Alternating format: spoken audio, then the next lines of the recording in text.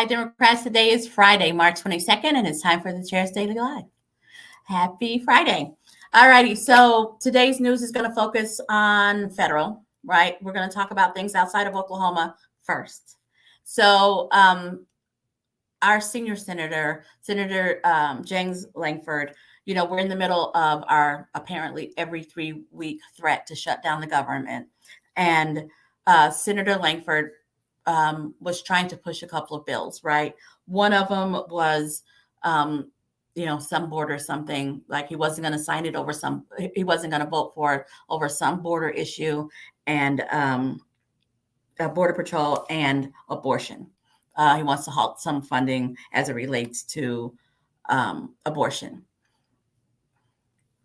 As someone who's related to people who've worked for the government on and off all their life, when I think about government shutdown, I wonder if these people realize how many everyday citizens who are just doing the job that we need done go without pay whenever they fail to sign these deals. I wonder if they know the anxiety that they cause, right? You're a TSA agent. TSA gets their pay gets all caught up in all of this. And fortunately, we've been signing the bills and we haven't had a government shutdown. But can you imagine making median amount, right? You're making a living, you're going to work every day, but every day you turn on the news and you don't know if the Congress and Senate are going to sign the bill that means that you can continue to get paid, right? But that's what happens, right? I like to bring it down to just some bare basics, right? It's not just a fight of right versus left. It's not just about the border and the theater, right? That there are actual people attached to when the government shuts down. There are people who don't get their pay. Now, they'll get back pay when we open the government back up, but their lives are still going on. And I don't know about y'all, but as an adult, every hour that I adult, it seems like I racked up a bill. So I just want us to remember that this isn't just theater. It's not just this thing over here. It's real, that there are actual paychecks tied to this. So a couple of hours ago, the House finally signed a bill to avert government shutdown. And there was some back and forth and some spatting. And once again, they're threatening to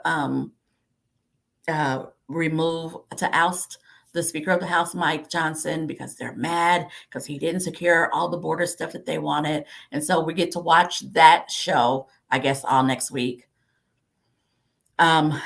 If only we'd focus on improving the lives of Americans. You're going to hear me say that all the time because I feel like we've lost focus on what elected officials are supposed to be doing. But speaking of elected officials, I want to talk about something positive. Tomorrow is the 14th anniversary of the ACA, otherwise known as Obamacare. That was originally signed 14 years ago. And I was talking to some people in Oklahoma talking about that. And somebody said, 14 years? Has it really been that long? Well, we're in Oklahoma. We're one of the states that took much longer to adopt it. We took much longer to expand Medicaid and actually adopt ACA, but it was signed federally 14 years ago. And fortunately, through the ballot initiative petition that me and Representative Dollins talked about yesterday, through the ballot initiative, that was the way, not through the legislator, but it was a citizen-led organization that got us Medicaid expansion. Another reason why the ballot initiative petition process needs to stay, because we as citizens need to have a way to say out loud what it is that we want, to be able to go to the ballot box based on things that we initiate, not have to wait on our state legislature to get everything that we want. So happy anniversary, ACA. I want to talk about something positive because the government shutdown is depressing, and all of the nonsense that our superintendent of public instruction is in the middle of that just keeps making the news is also depressing. Yes, the state has been paying for him to promote himself. The state has been paying for him on his pursuit to be a TV star. And something needs to be done about that. I don't know, impeach him maybe. That's what I'm rooting for. I'm rooting for impeachment because one, he's in the news more about his mismanagement and his self-promotion than he is about actually fixing our schools, right? And like we talked earlier this week about the fact that there are 47 school districts that haven't received the approved raises. I think, and I bet if you're watching me, you probably agree, it's time to impeach him. So here's what we have to do. We don't get to impeach him. What has to happen is the House has to decide, and then the Senate has to decide. Right?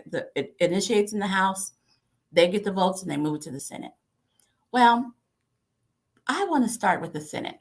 I want us to make sure that we can get enough votes in the Senate to impeach him. And so, to that end, I'm asking you over the next week to be polite, but to call your senators.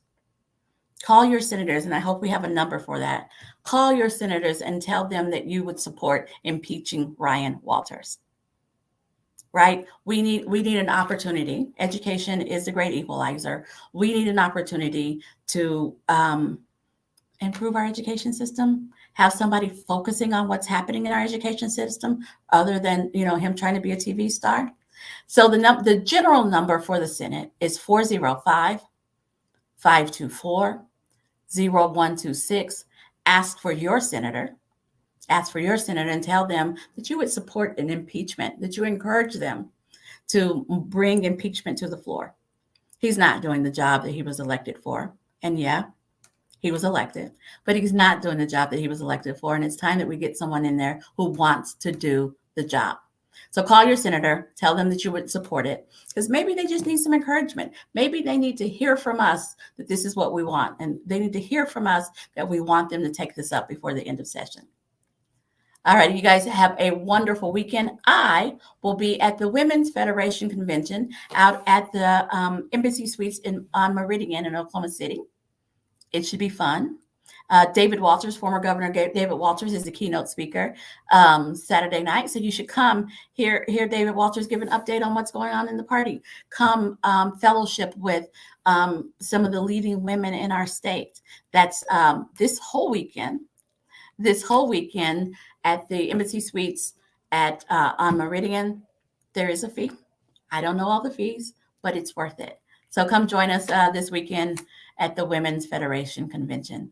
Otherwise, you have a wonderful weekend. Knock some doors, make some calls, elect some Democrats.